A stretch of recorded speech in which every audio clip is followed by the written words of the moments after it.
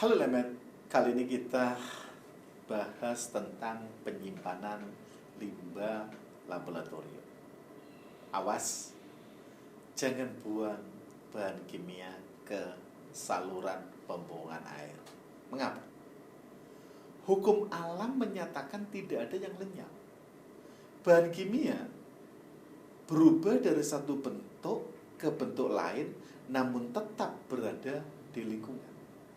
Pengenceran bukan solusi, namun tetap menimbulkan pencemaran.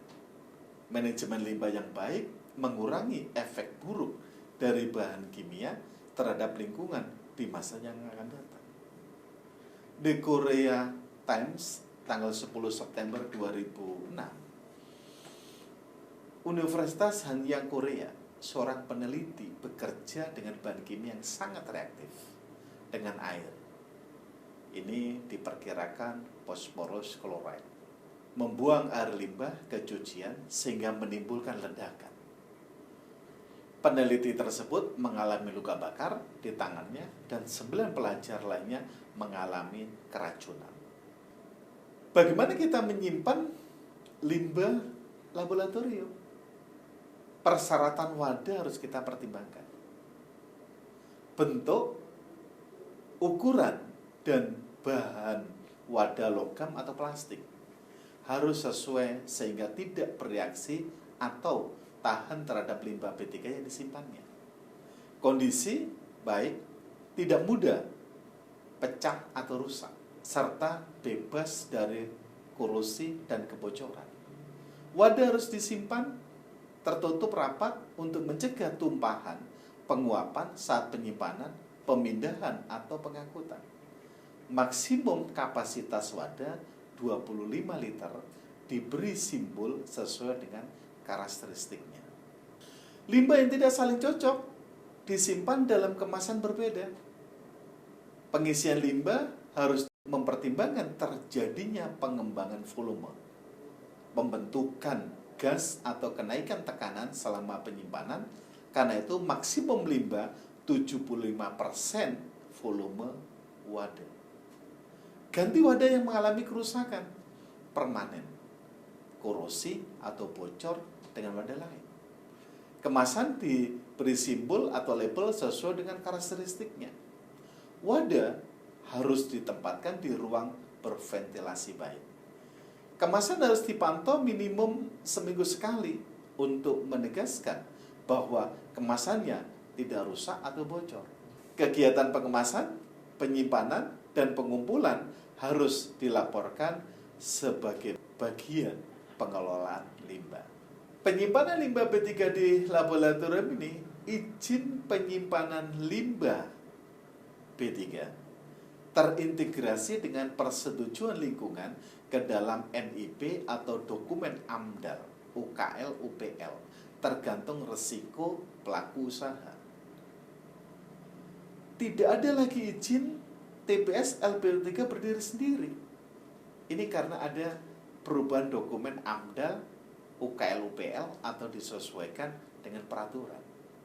Sesuai dengan Permen LH nomor 14 tahun 2013, simbol gambar yang menunjukkan karakteristik limbah B3.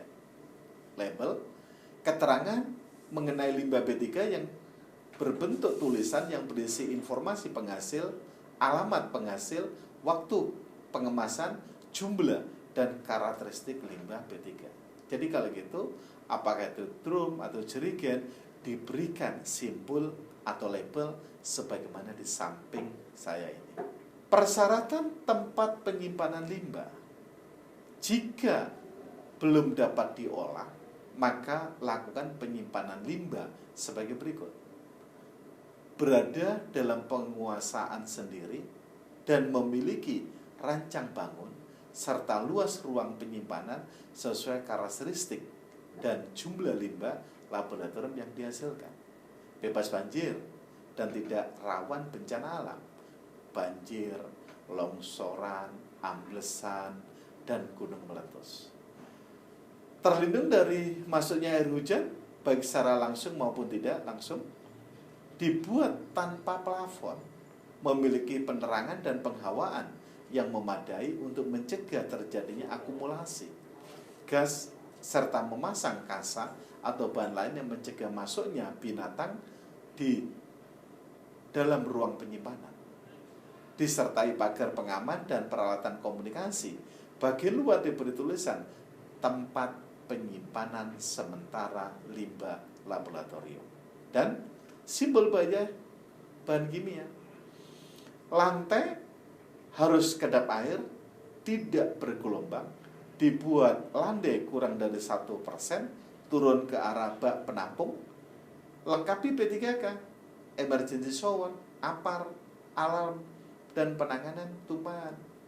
Jadi pada saat kita merancang tempat penyimpanan limbah ini, tidak boleh air limbah itu merembes ke air sungai langsung. Jadi kita harus ada parit kecil. Ketika air limbah ini tumpah, maka ke selokan kecil tersebut, selokan terkecil tersebut kemudian kita pompa lagi, kita masukkan ke air limbah. Cara dan waktu penyimpanan limbah B3 laboratorium wajib memenuhi ketentuan persyaratan kemasan. 1. Menggunakan kemasan yang terbuat dari bahan logam atau plastik yang dapat mengemas limbah B3 sesuai dengan karakteristik limbah B3. 2. Mampu mengungkung limbah B3 untuk tetap berada dalam kemasan. 3. Memiliki penutup yang kuat untuk mencegah terjadinya tumpahan saat dilakukan penyimpanan, pemindahan, dan atau pengangkutan. 4. Berada dalam kondisi tidak bocor, tidak berkarat, dan tidak rusak. Adapun waktu penyimpanan limbah B3 90 hari ketika lebih dari 50 kg per hari. Limbah B3 kategori 1 dan 2. 180 hari ini kurang dari 50 kg per hari, limbah B3 kategori 1. 365 hari kurang dari 50 kg per hari, limbah B3 kategori 2 dari sumber tidak spesifik dan sumber spesifik umum. 365 hari tidak dibatasi, limbah B3 kategori 2 dari sumber spesifik khusus.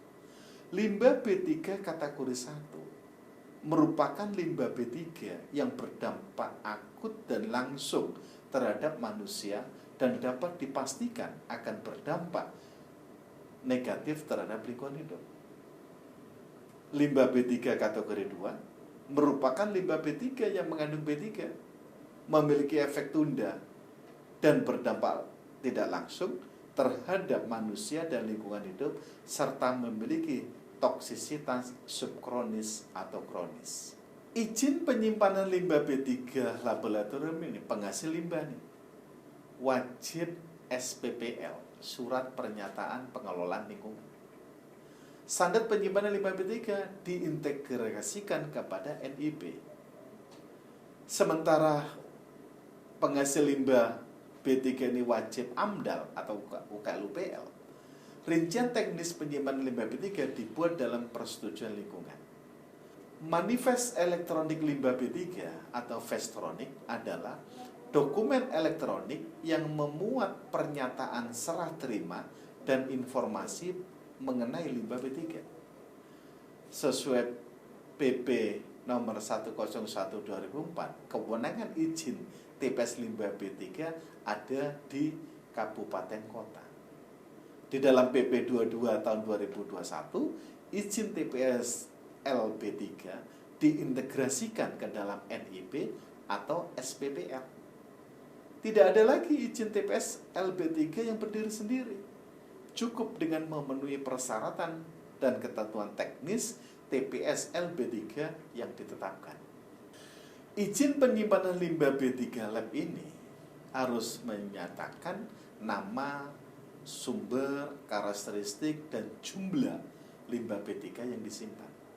Dokumen yang menjelaskan tentang tempat penyimpanan limbah B3, dokumen yang menjelaskan tentang pengemasan limbah B3, persyaratan lingkungan hidup, kewajiban pemenuhan rincian teknis penyimpanan limbah B3.